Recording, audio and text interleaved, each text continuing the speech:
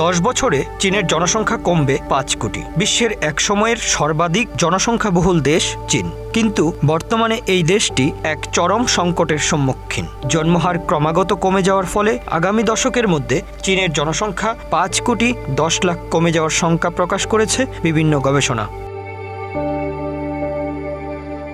এই সংকট কেবল জনসংখ্যাতেই সীমাবদ্ধ নয়, বরং চীনের অর্থনীতি, সমাজ এবং ভবিষ্যৎ প্রজন্মের উপরও গভীরভাবে প্রভাব ফেলছে। বর্তমানে চীনের জনসংখ্যা প্রায় 140 কোটি।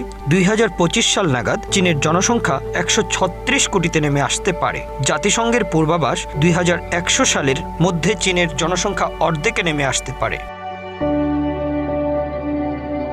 চীনের ক্রমহ্রাসমান জন্মহারের মূল কারণগুলোর মধ্যে রয়েছে পরিবার গঠনে বিধিনিষেধ, ক্রমবর্ধমান জীবনযাত্রার ব্যয় এবং সমাজে পরিবর্তনশীল নিয়মকানুন।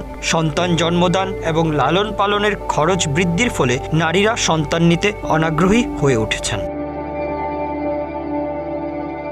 2023 সালে টানা 2 বছরের মতো চীনের জনসংখ্যা কমে। দেশটিতে জনসংখ্যা কমে যায় 20 লাখ। মোট জনসংখ্যা হয় 140 কোটি। চীনকে টপকে এগিয়ে যায় ভারত। ফলশ্রুতিতে 2023 সালে চীনে 14,000-এর বেশি কিন্ডারগার্টেন বন্ধ হয়ে গেছে, কারণ নতুন শিক্ষার্থীর অভাবে এগুলো চালানো সম্ভব হয়নি।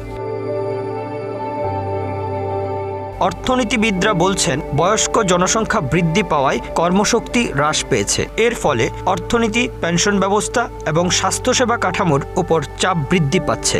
এই সংকট চীনের দীর্ঘমেয়াদী উন্নয়ন পরিকল্পনাকে হুমকির মুখে ঠেলে দিয়েছে।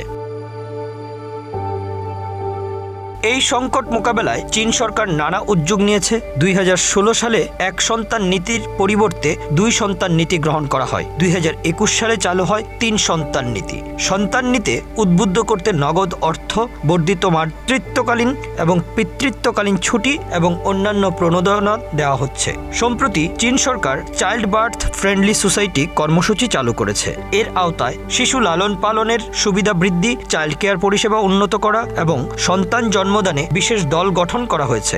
শিক্ষা, আবাসন এবং চাকরিতে বাড়তি সুবিধাও দেওয়া হচ্ছে। কিন্তু এত প্রচেষ্টা সত্ত্বেও জনসংখ্যা বৃদ্ধির লক্ষ্যমাত্রা অর্জনে সফল হয়নি চীন। গবেষকদের মতে জন্মহারের সাময়িক বৃদ্ধি দীর্ঘমেয়াদে টিকে থাকার সম্ভাবনা কম, কারণ বিবাহের হারও বর্তমানে সর্বকালের সর্বনিম্ন পর্যায়ে রয়েছে চীনে। চীনের এই ক্রমহ্রাসমান জনসংখ্যা কেবল দেশটির অভ্যন্তরীণ সমস্যা নয়, বরং বৈশ্বিক অর্থনীতিতেও এর প্রভাব পড়ছে। কর্মশক্তির অভাবে উৎপাদন কমেছে, যা আন্তর্জাতিক বাজারে প্রভাব ফেলছে। Bangla affairs news desk.